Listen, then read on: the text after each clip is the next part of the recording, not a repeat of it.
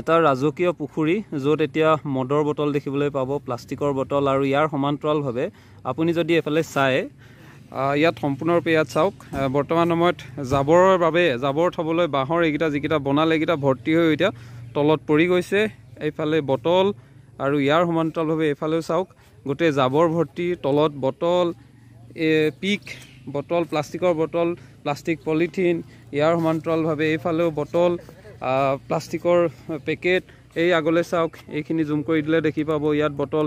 আৰু যদি মই আপোনাক এইটো ছাইডে দেখাওঁ, এইফালে গ'লে আপুনি পেম্পাৰ্ছ পাব। আৰু এইটো হৈছে নাজিৰা মহকুমাধিপতি কাৰ্যালয়ৰ সন্মুখভাগত যিখন দলং আছে, যিখন দলং নিৰ্মাণ কৰি থৈ গ'ল সেই সময়ৰ SDO ৰাজীৱ থাপা ডাঙৰীয়া, আৰু তাৰ সমান্তৰালভাৱে ইয়াত যিহেতু আই লভ নাজিৰা এইটো সব্যসাচী কাশ্যপ ডাঙৰীয়াই যি তেখেত SDO হৈ আছিলে তেওঁ ইয়াত প্ৰস্তুত কৰি থৈ গ'ল। কিন্তু বৰ্তমান সময়ত ইয়াৰ যি পৰিৱেশ, সেই পৰিৱেশ কেনেধৰণৰ কৰি পেলাইছে আপোনালোকে দেখিব।